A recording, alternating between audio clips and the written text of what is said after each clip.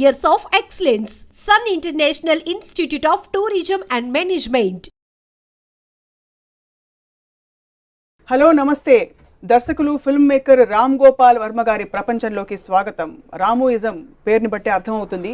ప్రపంచంలో జరుగుతున్న అనేక సాంప్రదాయాలు లేక విషయాలు, జగమెరిగిన సత్యాలపై తన సొంత భావజాలాన్ని, తానెరిగిన అభిప్రాయాలని వ్యక్తపరిచే కార్యక్రమమే రామోయిజం. మనం మాట్లాడుతున్నది ఫిల్మ్ మేకర్ రామ్ గోపాల్ వర్మ గారి గురించి. మునుపెన్నడూ లేని విధంగా తన నిర్దిష్టమైన బలమైన అనుభవాలని, అభిరుచులని, అభిప్రాయాలని ఈ కార్యక్రమం ద్వారా పంచుకోబోతున్నారు. మొదట మాట్లాడబోతున్న అంశం దేవుడు. ఒసామా అయినా, ఒబామా అయినా, హీరో అయినా, జీరో అయినా ఏదో విధంగా దేవుడితో ఏదో క్షణంలో అనుబంధం కలిగించుకునే పరిస్థితులు చూస్తూ ఉంటాం మనం.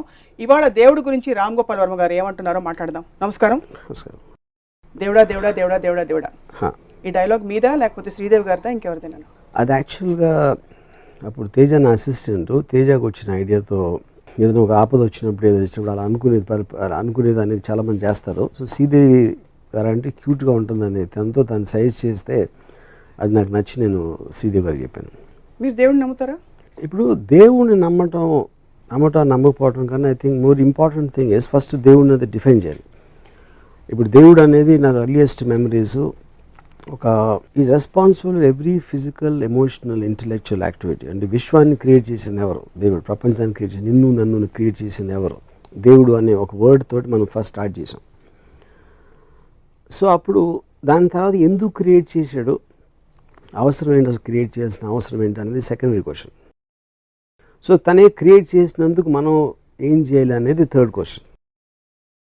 ఇది నేను చిన్నప్పుడు, అంటే నాకు ఎగ్జాక్ట్ ఏజ్ అనేది గుర్తులేదు, వినాయక చవితి అప్పుడు పూజలు చేసినప్పుడు మా మదరు పుస్తకాలు పెడితే అక్కడ 3 రోజులు దాన్ని బ్లెస్ చేస్తారు, అందుకని మన చదువు వచ్చేస్తుంది అనే ఒక దానితో ఫస్ట్ నాకు లంచ్ అనేది అప్పుడు తెలిసింది. అంటే ఇలా చేస్తే అలా అవుతుంది అనేది మొదటి ఆస్పెక్ట్. అంటే నువ్వు చదువుకోవడం కన్నా ముఖ్యంగా నీ పుస్తకాలు పెడితే నీకు అక్కడి నుంచి చదువు వచ్చేస్తుంది ఎక్కువ అనేది. కానీ 3 రోజులు చదువు తప్పించుకోవచ్చు అనేది నాకు చాలా ఆనందం వేసేది. So first time I think దేవుడిని ఎలా యూజ్ చేసుకోవచ్చు, అంటే దేవుడి కన్నా పెద్దవాళ్ళు నమ్మే దేవుడిని మనం ఎలా యూజ్ చేసుకోవచ్చు అనేది ఫస్ట్ అవగాహన మదర్ నుంచి వచ్చింది నాకు. సో సెకండ్ పాయింట్ ఏంటి, నేను పర్సనల్గా దేవుడి గురించి ఆలోచించడం మొదలుపెట్టింది. ఇప్పుడు మా నాన్నమ్మ she use to right Ramayanam, Ramakoti అని తను వందల పుస్తకాలు రాశారు. భద్రాచలం దేవస్థానం లేదు గోల్డ్ మెడల్ కూడా ఇచ్చారు. ఆవిడ నాకు తెలిసినప్పటి నుంచి ఆవిడ రాయటమే చూసాను. ఏం చేయరు, పొద్దున్న లేసి రామకోటి రాయటం మొదలెడతారు రాత్రి నిద్రపోయే వరకు. And she got a paralysis in the last stages of her life. అంటే ఆవిడ కన్నా దైవభక్తురాలు నేను చూడలేదు. ఆవిడనే తర్వాత నేను ఒక వెనకాల ఏదో ఊర్లో వెనకాల పెట్టేసి పెరాలసిస్తో ఒక రూమ్లో పెట్టేస్తే ఆవిడ మీద బొద్దింకలు తిరగడం చూశాను. సో ఫస్ట్ టైం అసలు నాకు హోల్ కాన్సెప్ట్ ఆఫ్ ఏంటి దేవుడిని పూజించిన ఈవిడికి ఎలా అవుతే ఏంటి అసలు దేవుడు అని అప్పుడు ఫస్ట్ ఆలోచించడం మొదలెట్టాను. అంత భక్తురాలు ఆవిడ ఎంత బాధపడి పోవాలనేది నాకు అప్పుడు ఒక ఎలిమెంట్ ఆస్పెక్ట్ వచ్చింది దేవుడి మీద. అంటే నా point I just want elaborate on this because దేవుడు డెఫినేషన్ ఫస్ట్ సంపూర్ణ రామాయణం సినిమా. రాముడు ఇలా అనుకుని ఒక మంత్రం చదివి ఒక బాణం వేస్తారు. అక్కడ అటేపు నుంచి రాక్షసుడు ఇంకోటి ఎవడో మళ్ళీ ఆ బాణం ఏదో షేప్ మారుతున్నా అక్కడి నుంచి వాడేదో ఇంకో బాణం తీసి వాడేస్తాడు. ఆ 2 కొట్టుకుంటాయి అని నా మెమరీస్ చెప్తున్నాను.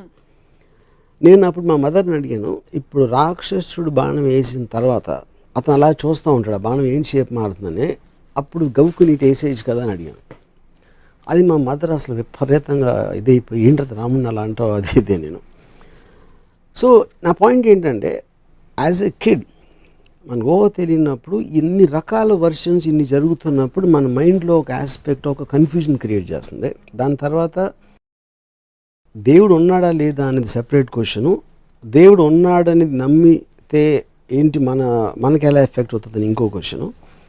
పూజ చేసి మనకి ఏదో చేసేస్తాడో అని ఒక నిర్ణయం తీసుకుంటాం అనేది all 3 things are separate. So coming back to your first question, దేవుడిని నమ్ముతారా అంటే డెఫినెట్గా నమ్ముతాను. ఎందుకంటే ఇప్పుడు నాకు తెలిసింది జస్ట్ కొంచెం ఏదో డైరెక్షన్ కొంచెం ఇటు అవ్వచ్చు, లేకపోతే 2-3 విషయాలు నాకు ఇటు తెలియచ్చు.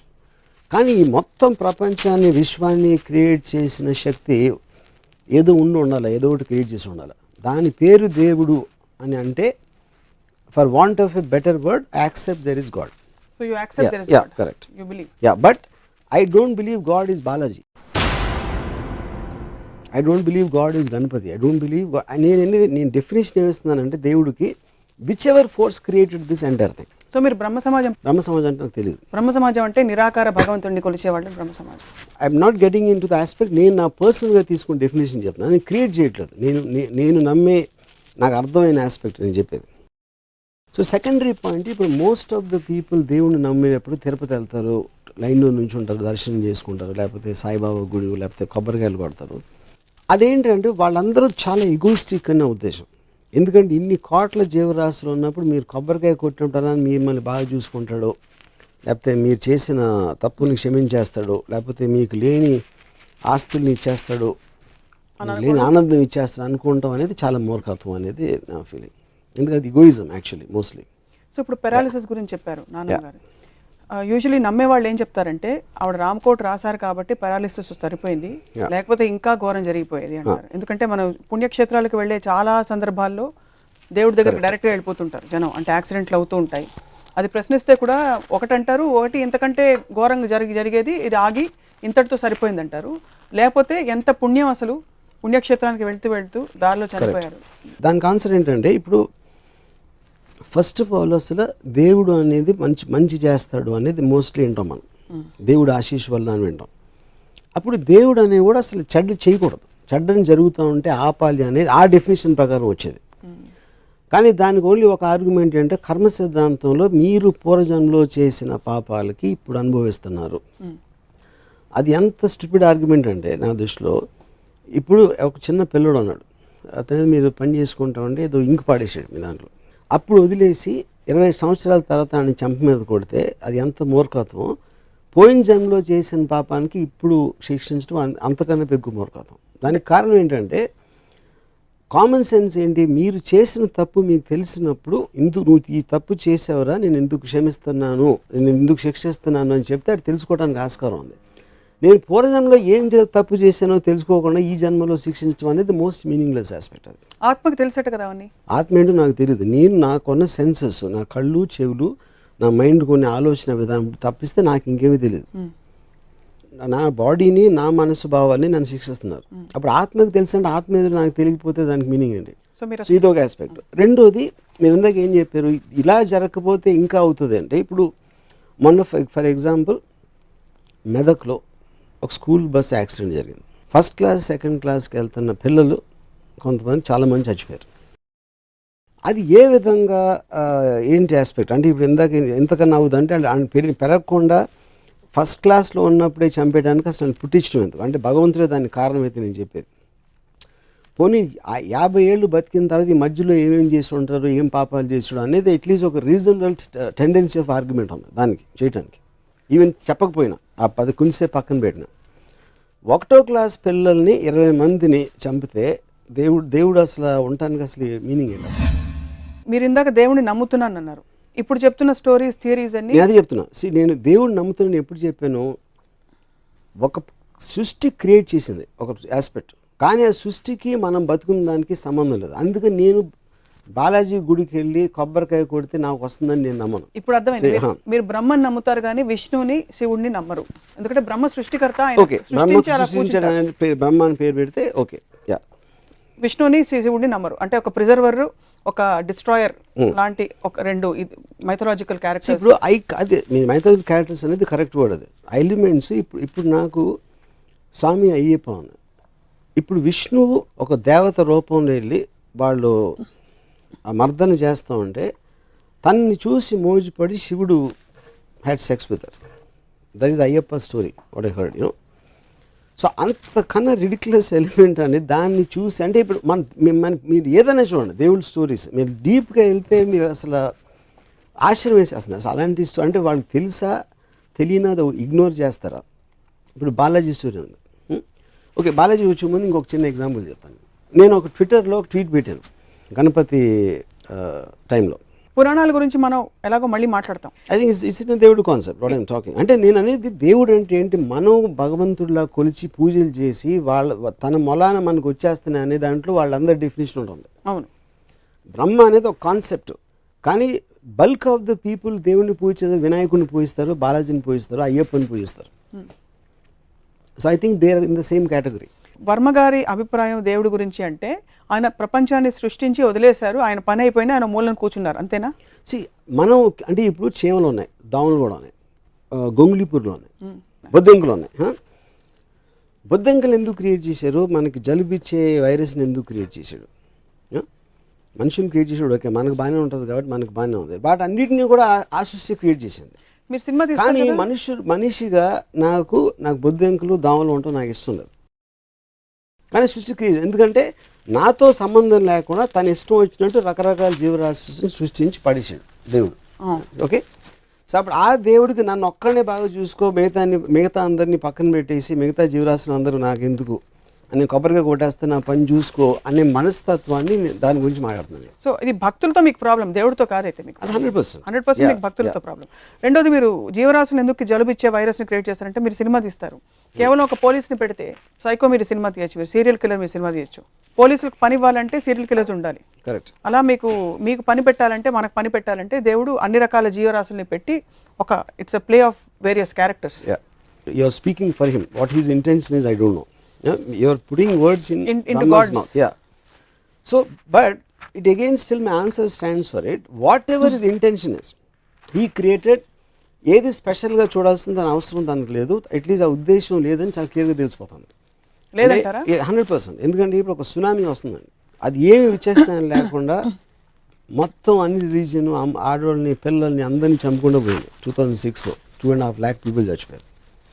ఆ 2.5 lakh పీపుల్ ఒక కామన్ ఎలిమెంట్ ఆఫ్ ఉంటుంది అనేది నేను నమ్మను. దాని తర్వాత may their souls rest at peace అంటారు ఎవరు మనోళ్ళు. ఏది చేసింది యాక్ట్ ఆఫ్ గాడ్ అని లీగల్ డెఫినేషన్ ఉంది. Any kind of a natural calamity is called act of God. That is actual definition legally speaking. Okay, దేవుడు సృష్టించిన దాని మూలన జరిగింది. అది జరిగినప్పుడు మీరు ఒక మీ మేనేజర్ తప్పు చేస్తాడు, లేకపోతే మీ గవర్నమెంట్ తప్పు చేస్తుంది, లేకపోతే మీ ఇంట్లో ఎవరో తప్పు చేస్తే మీరు ఇమ్మీడియట్గా కోపం వస్తుంది. దానివల్ల ఒక హామ్ క్రియేట్ అయినప్పుడు అంత పెద్ద హామ్ క్రియేట్ చేసిన దేవుడిని మాత్రం మీరు బ్లేమ్ చేయరు. ఎందుకు? భయం. ఎందుకంటే మీకు ఆఫీస్లో మేనేజర్ మారితే ఇంకోటి వస్తాడు, గవర్నమెంట్ మారితే ఇంకో గవర్నమెంట్ రావచ్చు, కానీ దేవుడు మారితే ఇంకెవడో రాలేడు. కాబట్టి ఆ ఒక్క హోప్ ఉండాలి. కాబట్టి భయంతో దేవుడిని మాత్రం ఎప్పుడు బ్లేమ్ చేయరు. సో నేను మళ్ళీ నేను చెప్పేది ఏంటంటే, దేవుడు అనేది క్రియేటర్, మీరు బ్రహ్మ అనండి, దేవుడు అనండి, ఏదన్నానండి, that is not to be debatable. Because ఏదో ఒకటి క్రియేట్ చేసి ఉండాలి. వాట్ ఎవర్ దానికి షేప్ ఉందా, ఫామ్ ఉందా, whatever the scientific origin అనేది, all of them are coming under one definition. నమ్మే వాళ్ళ గురించి మాట్లాడుతున్నాను. So that is what I'm saying. I don't believe in the devotees aspect. వాళ్ళకి ఏం అర్థం అవుతుంది దాని గురించి. సో భక్తులు దేవుడితో పెట్టుకునే ఈక్వేషన్ మీద మీకు చిరాకేస్తుంది. చిరాక్ is not the right word. I find it funny. మీరు ఎలాంటి ఈక్వేషన్ పెట్టుకుంటారు దేవుడితో? ఎప్పుడైనా అసలు తలుచుకుంటారు దేవుడిని? అబ్సల్యూట్గా. బికాజ్ ఐ స్ట్రాంగ్లీ నేను బిలీవ్ చేస్తాను దేవుడి స్కీమ్లో నేను లేను. కాదు, క్వశ్చన్ అది కాదు. Is too big. అంటే ఇట్ ఎలా ఉంటుందంటే, అది ఇప్పుడు ఇక్కడ చీమలు తిరుగుతూ ఉంటాయండి. ఆ చీమలు మ్యాక్సిమం నేను నడిచేటప్పుడు నాకు కనిపించకపోతే తొక్కి వెళ్ళిపోతాను, లేకపోతే చీపుతో ఊడ్చేస్తాను. దానికన్నా నాకు చీమలకి ఏం కనెక్షన్ లేదు. చీమ గురించి నేను ఆలోచిస్తున్నాను అనుకుంటే ఎంత మూర్ఖత్వమో, ఏ మనిషి కూడా దేవుడు నా గురించి ఆలోచన అంతే మూర్ఖత్వం. You feel God doesn't think about you. No. But I asked you, do you think about God? No, I don't think about God for the same reason. Because I am not in the scheme of things of God. నన్ను హామ్ చేసే శక్తి దేనికున్నా అది నాకు God. నాకు for example నేను ఒక ఆఫీస్లో పనిచేస్తాను, నా మేనేజర్ నా జీతం పెంచేంత ఇది ఉంటే నా మేనేజర్ నాకు దేవుడు. రేపు పొద్దున్న ఎవరో నన్ను హామ్ చేస్తే, whoever is more powerful than me, they are gods.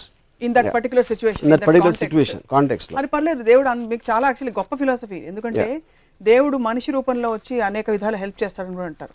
So రేపు గబుక్కుమని మీరు ఎక్కడైనా వరదల్లో చిక్కుకుపోతే మీకు ఎవరైనా బోట్ పంపిస్తే బోట్ నడిపేవాడు దేవుడు మీకు. మరి అలా చేసినోడు చాలా మంది ముంచి చంపేస్తాడు. దాని సంగతి ఏంటి? అది వాళ్ళు చూసుకుంటారు కదా. చూసుకుంటూ క్వశ్చన్ కాదు. ఇప్పుడు ఆ బిలీఫ్ తోటే మమ్మల్ని చేస్తాడన్న బిలీఫ్ తోటి అందరూ చేస్తే, నేను అలాంటి దాంట్లో నేను టైం వేస్ట్ చేయను. నా కెపాసిటీలో నేను చేయగలిగితే చేస్తాను, కానీ ఎవడో వచ్చేదో చేస్తాడు అనేది నేను నమ్మను. అది నేను చెప్పేది.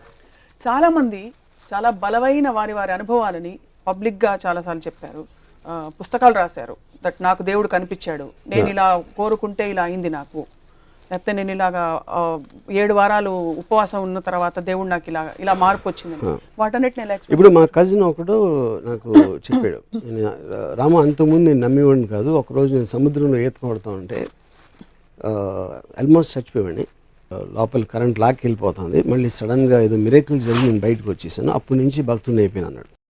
అప్పుడు నేను ఆడితే ఏమన్నానంటే, అప్పుడు వాళ్ళు నోటి దగ్గర కూడి చెడగొట్టినందుకు చేపలని నాస్తికులు అయిపోవచ్చా అన్న. ఎందుకంటే నువ్వు చచ్చిపోయింటే ఆ చేపలు నేను తినేసి, చేపలు కూడా జీవులే, అవి కూడా భగవంతుడే సృష్టించాడు. అలాంటప్పుడు నువ్వు నోటి దగ్గర కూడి తీసేసినట్టే కదా దేవుడు నేను బతికేచ్చి. సో నీకు పార్షియాలిటీ చూపించి వాళ్ళకి అన్యాయం చేసినందుకు ఆ చేపలని నాస్తికులు అయితే కరెక్టా అన్న. సో పాయింట్ అనేది ఏది జరిగినా సమ్మన్ మీరు బెనిఫిట్, సమ్మన్ వోంట్ బెనిఫిట్. మీరు తిరుపతికి వెళ్ళి నాకు ₹1,00,000 డబ్బులు కావాలి మీద చేసేని కొబ్బరికాయ కొడితే ఆ ₹1,00,000 ఎవరు జేబు నుంచి వస్తాయి, పుట్టిరావు, అది మళ్ళీ క్రియేట్ చేయరు ఎవరు. సో ఒకటి లాభం ఇంకోటి నష్టం అవుతుంది, ఇంకోటి లాభం ఇంకోటి నష్టం అవుతుంది. So that is the order of nature and balance. బాగుంది, అంతవరకు ఓకే, కన్విన్స్డ్. ఎవరికి లాభం ఎవరికి నష్టం అనే అంశాన్ని వాట్ గవర్న్స్ ఇట్ మీ దృష్టిలో? ఆర్డర్ అనే నష్టం అనేది మనం సెల్ఫ్ క్రియేటెడ్ దాంట్లో చేసాం. మనుషులు ఒక పర్టికులర్ టైంలో యానిమల్స్, దాని నుంచి ఒక ఫేజ్లో ఒక సోషల్ యాంప్లెక్స్, చేమల నుంచి మనం complex and more advance form అవ్వచ్చు. ఒక సోషల్ ఆస్పెక్ట్లో రూల్స్ రెగ్యులేషన్స్ పెట్టుకుని సోషల్ వాల్యూస్, రిలీజన్ ఇలాంటి ఆస్పెక్ట్స్ తోటి మనం నిర్ణయిస్తాం మంచి చెడు, కష్టం నష్టం అనే అదే complexity of society. That is not directly related to God. ఎందుకంటే జంతు జాతిలో బలంతో చంపుతాయి, దానికన్నా కాంప్లెక్స్ ఉండదు. కానీ ఇక్కడ మనకి వేరియస్ లాస్, కానీ లాస్ అంటే లీగల్ అంటలేదు, మనకు స్టిపులేషన్స్ ఉంటాయి, మనకు ఉన్న సోషల్ ప్రోగ్రామింగ్ ఉంటుంది, వాటన్నిటి మూలాల్లోంచి మన ఆ ఆస్పెక్ట్ వస్తుంది. కానీ that is not directly related. ఆ సొసైటీ మనం ఫామ్ చేసాం కాబట్టి ఇప్పుడు ఇంత అడ్వాన్స్ అయ్యాం. But I don't think that is related to God. It's not related to God అంటే నేను మళ్ళీ అంటే అదే ఇప్పుడు యానిమల్స్లో ప్యాక్ యానిమల్స్ ఉంటాయి. ఒక యానిమల్ ఏమో దానం చదివి నడుస్తుంది, లోన్ యానిమల్స్. చీమలకు ఒక సొసైటీ ఉంటుంది, అలాగే తేనెటీగలకు ఉండొచ్చు, అలాగే మనుషులకు ఉండొచ్చు. రిలేటివ్గా మనుషులు చాలా అడ్వాన్స్ ఫామ్. కానీ అలాంటి ఎగ్జాంపుల్స్ అనేవి చాలా ఉన్నాయి, సోషల్ ఫార్మేషన్స్ ఆఫ్ క్రీచర్స్. ఆ ఆస్పెక్ట్లు చెప్తున్నాను. మళ్ళీ ఐల్ గో బ్యాక్. నాకు ఇంకా అర్థం కాలేదు ఒకటి, ఎవరికి న్యాయం జరగాలి ఎవరికి జరగకూడదు అనేది డిసైడ్ చేసేది న్యాయం అన్యాయం అనేది దాని గురించి నేను చెప్పేది. న్యాయం అన్యాయం అనేది జరిగినట్టు నేను ఎక్కడో కట్టుకుపోతున్నాను, నేను చచ్చిపోతే చేపలకు తిండి అవుతుంది. ఇప్పుడు పులి జింక వెనకాల పరిగెడుతుంది, జింకను పట్టుకోగలిగితే తినేస్తుంది. అక్కడ అది ఉట్టి కేవలం కాదు, అది ఉట్టి కేవలం తన బలం. బలవంతుడు బలహీనుని చంపుతాడు అనేది natural order and Darwin's philosophy. The strong against the week, that's the whole point. ఎందుకు అలా చూస్తే మరి చాలా కెలామిటీస్ లో మనుషులు కూడా పోతున్నారు కదా.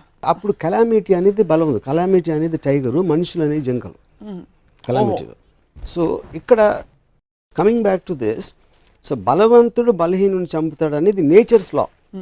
దాన్ని సోషల్గా మనం రివర్స్ చేసి రూల్స్ రెగ్యులేషన్స్ పెట్టుకున్నాం. దాన్ని గవర్న్ చేయడానికి వి క్రియేటెడ్ ఎ గాడ్. ఆ దేవుడిని క్రియేట్ చేసి దేవుడు ఇలా చేస్తే శిక్షిస్తాడు.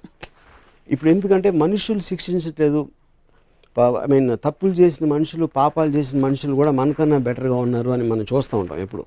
అప్పుడు ఏమంటారు, వాళ్ళు ఏం చేయలేరు కాబట్టి పైకి వెళ్ళాక దేవుడు శిక్షిస్తాడు. నువ్వు మంచి చేస్తే స్వర్గానికి వెళ్తావు, తప్పు చేస్తే నరకానికి వెళ్తావు అనేది కాన్సెప్ట్. సో ఈ గ్రూప్ కెలామిటీస్ లో ఇది వర్తిస్తుంది మీరు చెప్పింది. నేచర్స్ ఫ్యూరీ ఆర్ లేకపోతే ప్రకృతి వైపరీత్యం, దేవుడి శాపం is bigger than this 200,000 people.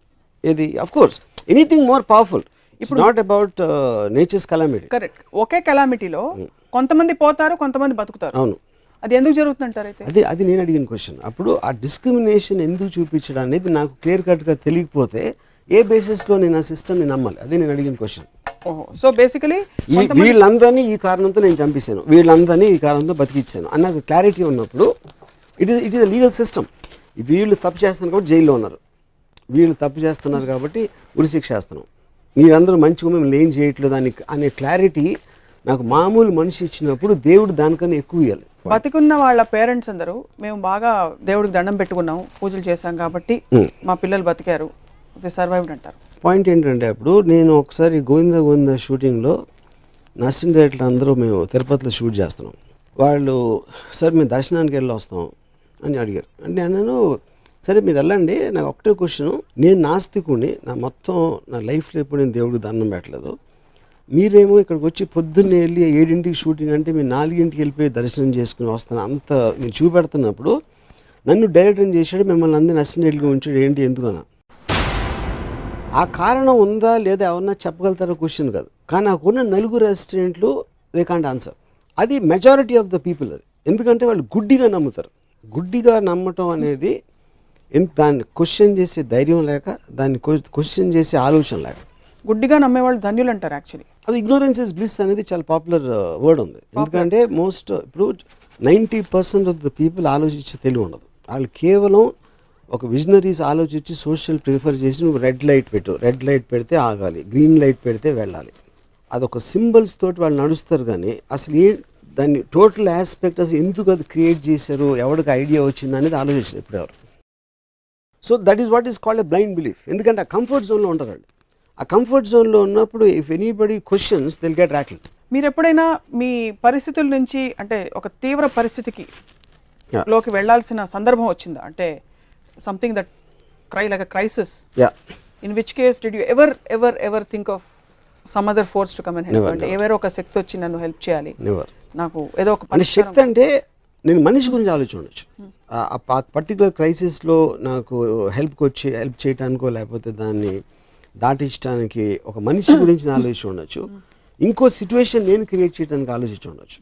అంతేగాని ఒక అతీత శక్తి దేవుడా నన్ను దీంట్లోంచి బయటపడేరా అని మాత్రం నేను ఎప్పుడు అన్నాను. అంటే దేవుడు ఏదో రూపంలో రావాలి. ఇప్పుడు మీకు ఫర్ ఎగ్జాంపుల్ మీకు సడన్గా మీకు ఏదో కావాలి, ఒక బండి కావాలి, వెహికల్ కావాలి, దేవుడు పుష్పక విమానం వేసుకురాడు కదా, మీకు ఒక టవేరానో లేకపోతే ఏదో పంపిస్తాడు. I think going back to the same thing. నేను చెప్పింది ఏంటంటే అది నిజంగా అన్ని దేవుడు చేయొచ్చు. సపోజ్ ఇప్పుడు నేను డైరెక్ట్ రావటం కూడా దేవుడే చేసాడు అనుకుందాం. ఫర్ ఎగ్జాంపుల్ సప్న రాము కలిసి రామయిజం అనేది చేయడం కూడా దేవుడు తీసుకున్న డెసిషన్ అనుకుందాం. I'm not saying no to that, but అది కరెక్ట్ అయితే I don't understand the negative aspects for people. అన్నీ తనే చేస్తున్నాడు. సునామీ కూడా తనే తెచ్చాడు. మొన్న 20 మంది పిల్లల్ని కూడా తనే చంపాడు. అలాంటప్పుడు దేవుడి డెఫినేషన్ నాకు మన మామూలుగా నమ్మే దాంట్లో రీరైట్ చేయాలి. బాలాజీ చంపాడు 20 మందిని అంటే మీరు ఒప్పుకుంటారా? బాలాజీ అన్నీ చేస్తాడని. అప్పుడు బాలాజీ చేయలేదంటే మరి ఎవరు చేశాడు? ఆ చేసేవాడిని ఎందుకు ఆపలేదు? ఒకవేళ తనే చేసి ఉంటే ఎందుకు చేశాడు? నాకు అర్థమవుతుంది మీరు చెప్తున్న దాన్ని బట్టి మీకు కొన్ని సెట్ ఆఫ్ ఎక్స్పెక్టేషన్స్ ఉన్నాయి. Expectations by definition of normal people నాకు లేవు. మీకు లేవు. ఎందుకంటే నేను ఆల్రెడీ చెప్పాను, దేవుడు మన ఏం పట్టించుకోడు. మనం చీమలు లాంటి వాళ్ళం. మనం చీమల గురించి ఎంత పట్టించుకుంటాయి, తన మనుషుల గురించి అంతే పట్టించుకుంటాం. అది నా పాయింట్. మరి మతాలు ఇన్ని స్పిరిచువల్ కల్ట్స్ మూవ్మెంట్స్ అవన్నీ ఎలా సర్వైవ్ అవుతున్నాయి అంటారు? అంటే because of the blind belief. People want a belief, people want other to believe. నేను ఫలానా దానికి, నేను హిందువుని, నేను కమ్మాని, నేను కాపుని, ఏదో ఒక గ్రూప్కి బిలీఫ్ ఉండాలి. ఆ బిలాంగింగ్ తోటి వాళ్ళకి ఏదో ఒక ఆసరా ఉంది అన్న ధైర్యంతో ఎవరు చూసుకుని దేవుడు చూసుకుంటాడు. నేను వెళ్ళి బాబాకి దండం పెట్టాను అంటే అది అయిపోతుంది అనే ఒక ధైర్యం తెచ్చుకోవడానికి చేసే పని అది. కానీ యాక్చువల్గా వాళ్ళు కూడా నమ్మరు. నేను ఇప్పుడు ఈ మధ్యన సినిమా ఇండస్ట్రీ నాకు బాగా తెలిసిన ఒక ఆయన్ని అడిగాను. మీరు మాట్లాడితే బాబా ఆశీస్సులు అంటారు, మీ లైఫ్లో పొద్దున్న లేస్తే నాకు ఇతని మీద కంప్లైంట్ చేస్తారు, వాడు ఎదవంటారు, ఇలా జరిగిపోయిందంటారు, మీరు ఏదో నష్టపోయారంటారు. ఇవన్నీ మీరు బాబాని ఇన్నిసార్లు ఆశీస్సులు చేస్తే ఇవన్నీ చేస్తూ ఉంటే దానికి కారణం ఏంటని ఎప్పుడు ఆలోచించారా? అంటే మీరు సరిగ్గా పూజించట్లేదా? మీకన్నా బెటర్గా ఉన్నవాళ్ళు మీకన్నా బెటర్గా పూజిస్తున్నారా, లేకపోతే వేరే దేవుళ్ళని పూజిస్తున్నారా అని నేను ఒక క్వశ్చన్ అడిగాను. ఏ బిజినెస్లో అయినా, ఏ సిస్టంలో అయినా కూడా మీరు మోస్ట్ సక్సెస్ఫుల్ వాళ్ళ దగ్గరికి వెళ్తారు ఎప్పుడైనా. That is order of nature of advancement. So అప్పుడు అన్నిటికన్నా సక్సెస్ఫుల్ దేశం అమెరికా ఇవాళ రోజున. ఎకనామిక్ అవ్వచ్చు, మిలిటరీ అవ్వచ్చు, ఎక్స్ అవ్వచ్చు. అప్పుడు మనం అందరూ అమెరికా దేవుడిని పూజిస్తే బెటర్ కదా అన్న. పూజించాలా వద్దా, నేను జీసస్ నమ్ముతానో క్వశ్చన్ కాదు. ఇది కూడా ఆలోచన అంటాను. కేవలం చిన్నప్పటి నుంచి ఒక దేవుడి గురించి చెప్పారు కాబట్టి ఫిక్స్ అయిపోతారు. క్వశ్చన్ చేసినప్పుడు ఆన్సర్ ఉండదు. ఎందుకంటే the whole point of belief in God, దాని లాజిక్ ఉండకూడదు, దాంట్లో రేషనాలిటీ అనేది ఉండకూడదు. So that is what I'm coming back to saying. ఒక యావరేజ్ పర్సన్ దేవుడిని ఎవడైతే నమ్ముతాడో తనకి దేవుడి గురించి ఏమీ తెలియదు, అట్లీస్ట్ తనకన్నా ఎక్కువ నాకు తెలుసు అని నా బిలీఫ్. ఇప్పుడు ఇంతవరకు ఇంటలెక్చువల్గా అర్థమైంది మీరు చెప్పింది. దేవుడు అనే ఇమాజినరీ కాన్సెప్టో, సెల్ఫ్ క్రియేటెడ్ కాన్సెప్టో, మన బ్రెయిన్లో మనమే మన కంఫర్ట్ కోసం పెట్టుకునే కాన్సెప్టో, ఒకవేళ అది మనిషి పురోగతికి, మస్తిష్కానికి, లేకపోతే జీవితానికి ఒక కంఫర్ట్ జోన్ ఇస్తే ప్రాబ్లం ఏంటి? Philosopher Descartes, he said, if there is no God, it is necessary to invent the God. ఎందుకంటే గాడ్ అనేంత ఇమాజినరీ పవర్ లేకపోతే it is impossible to maintain society. Correct. ఇప్పుడు మనిషి క్రియేట్ చేశాడు దేవుణ్ణి. అది I completely by that, I completely agree to that. దేవుడు మనిషిని క్రియేట్ చేశాడు నాకు తెలియదు, కానీ మనిషి మాత్రం డెఫినెట్గా దేవుడిని క్రియేట్ చేశాడు. మనిషి ఎవరిని క్రియేట్ చేశాడు? బాలాజీని క్రియేట్ చేశాడు, సాయిబాబాని క్రియేట్ చేశాడు, గణపతిని క్రియేట్ చేశాడు. డిఫరెంట్ ఫార్మ్స్ కాదు, వాళ్ళ కన్వీనియన్స్ మేరకు. మనుషులందరూ ఒకటే, ఒకడు అల్లా అంటాడు, జీసస్ అంటాడు, బాలాజీ అంటాడు, ఇది అంటాడు. ఆ గ్రూప్స్ వాళ్ళ కన్వీనియన్స్ కోసం అప్పుడు తీసుకున్న డెసిషన్ మేకర్ పవర్ మూలాన ఆ గాడ్స్ క్రియేట్ అయినాయి. ఆ పర్టికులర్ సెక్స్లో అప్పుడప్పుడు జరిగిన దాని మూలాన ఫేజెస్ వైజ్గా పాపులారిటీ పెరగటం, ఎక్కువ మంది ఇస్లాంలో ఉన్నారా, హిందూయిజంలో ఉన్నారా, అలాంటివి జరుగుతూ ఉంటాయి. బట్ ఆల్ ఆఫ్ దెమ్ ఒక సెల్ఫ్ రెగ్యులేటరీ మెకానిజం, ఒక లీడర్ అనేది ఎలా కావాలో ఒక సొసైటీలో దేవుడు కూడా అదే కావాలి. లీడర్ అనేవాడు మనిషి, అది చచ్చిపోతూ ఉంటాడు, లేకపోతే ఆ లీడర్ని ఛాలెంజ్ చేసి ఇంకో లీడర్ వస్తాడు. ఆ మార్పులు జరుగుతూ ఉంటాయి. ఆ మార్పులు జరగకుండా ఒక పవర్ మాత్రం స్టాగ్నెంట్గా ఉండి తీరాలి, స్టాటిక్గా ఉండి తీరాలి అనే కాన్సెప్ట్లో నుంచి గాడ్ని క్రియేట్ చేశాడు మంచి. అవును. But that is not to B confused with the original creator of the universe. ఎందుకంటే అది that doesn't come under the same thing for me.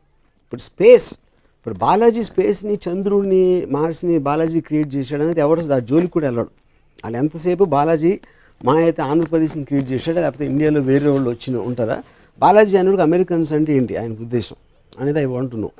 అంటే గణపతి ఇస్లాం తీసుకున్న వాళ్ళు కేర్ చేయడా అంటే అప్పుడు ఈ ఉన్న 4-5 దేవుళ్ళు, ఇంపార్టెంట్ దేవుళ్ళు, ఎవరు అసలు మనుషుల్ని క్రియేట్ చేశాడు ఫస్ట్? క్వశ్చన్ అది కాదు. నేను I'm trying to give a differentiation between a creator and a facilitator. Creator అనే concept different, which is Brahma, for want of a better word. Brahma create చేసినప్పుడు మీరు గణపతిని ఎందుకు పూజిస్తున్నారు? బ్రహ్మని ఎవడు పూజించాడు నాకు తెలిసి. సో అప్పుడు వీళ్ళు facilitator, because they are local bodies governing. Andhra Pradesh govern చేయడానికి బాలాజీయో ఉండొచ్చు, బాంబే అలాంటి చోట్లకు గణపతి ఉండొచ్చు, ఇస్లాం కంట్రీస్కి అల్లా ఉండొచ్చు. So they are governing bodies in the sense of the word. They being created by people for themselves. And that is important for regulation of society. ఇందాక చెప్పాను ఆల్రెడీ, లీడర్కి ఒక ఫోర్స్కి ఉండాల్సిన అవసరం. అంటే ఆర్ యు కన్సర్న్డ్ ఒక దేవుడు లాంటి ఒక శక్తి మీద విడిపెట్టేస్తే? I never ever said that దేవుడు ఉండటం తప్పు, పూజించడం తప్పు నేను ఎప్పుడు చెప్పలేదు. మీరు అడిగిన క్వశ్చన్ నేను నమ్ముతానా లేదా అని. నాకు సెల్ఫ్ రెగ్యులేషన్ అనేది నాకే ఉంది, నా మై బిలీఫ్, నా ఇంటెలిజెన్సు, నా కాన్ఫిడెన్సు, నా ఎక్స్పోజర్, నా అండర్స్టాండింగ్లోంచి నాకు వేరే చోట నుంచి గవర్నెన్స్, రెగ్యులేషన్ తీసుకోవాల్సిన అవసరం లేదు. కాబట్టి I do not pray to God. మీరు iOS 7, చాలామంది iOS 4, 5 కూడా ఉంటారు. ఏంటిది iOS నాకు తెలియదు. ఆపరేటింగ్ సిస్టమ్ అంటే మీరు అడ్వాన్స్డ్ ఆపరేటింగ్ సిస్టంలో పనిచేస్తున్నారు. అది నేను అన్ఎడ్యుకేటెడ్, నాకు తెలియదు ఏంటో iOS. ఐఎమ్ సేయింగ్ మీకు కావాల్సిన ఈక్వేషన్ మీరు ఏర్పరచుకున్నారు. కోట్ల మంది వారికి కావాల్సిన ఈక్వేషన్ దేవుడితో, సృష్టికర్తతో, లేకపోతే నడిపే వాడితో ఏర్పరచుకున్నారు. దానివల్ల as a society do you see a concern అడుగుతున్నాను. I see a concern because నా మెయిన్ కన్సర్న్ ఏంటంటే డివోటీస్ వలన వాళ్ళకున్న పర్సనల్ పని లాజిక్, రేషనాలిటీ తోటి పెట్టకుండా, వాళ్ళు ఎఫర్ట్ పెట్టకుండా, they are constantly trying to depend upon God. ఎమోషనల్గా కానీ ఫిజికల్గా కానీ. If you're trying to depend upon God, ఆ సొసైటీ అనేది రిగ్రెస్ అవుతుంది. So if you look at it, most advance countries will have the least dependence on God. వాళ్ళు కూడా నమ్ముతారు, అమెరికన్స్ నమ్మరని కాదు God, of course they also have churches and everything. కానీ advancement culturally and in every which way, traditionally non dependence on God societies go forward much more. ఇప్పుడు సైంటిస్ట్లు ఉన్నారు అనుకోండి, scientist అంటే ఇన్వెంటర్స్ నేను చెప్పేది. ఇప్పుడు మీరు ఒక రీసెర్చ్ సెంటర్ పెట్టేసి దాన్ని కొబ్బరిగా కొట్టి దేవుని పూజ చేసి మళ్ళీ రాదు, దాంట్లో నుంచి ఏమి ఒక పర్టికులర్ మైండ్లోంచి వస్తుంది. ఎందుకు అని క్వశ్చన్ అడిగిన వాడి నుంచి వస్తుంది. ఇది ఇంతే, దేవుడు ఇలా సృష్టించాడు అనేవాడు ప్రశ్నించాడు.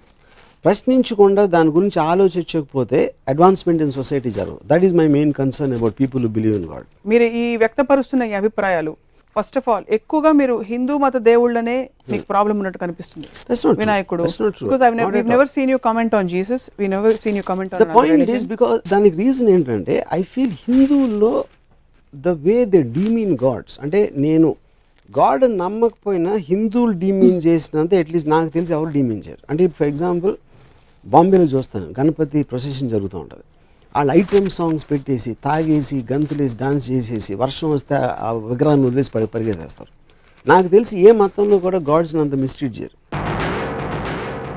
రకరకాల కథలు, బాలాజీ ఎలా వచ్చాడు, గణపతి ఎలా వచ్చాడు, ఇలాంటి స్టోరీసు, రిడిక్యులస్నెస్ అనేది ఉట్టి ఇక్కడ ఎక్కువ కనిపిస్తాయి.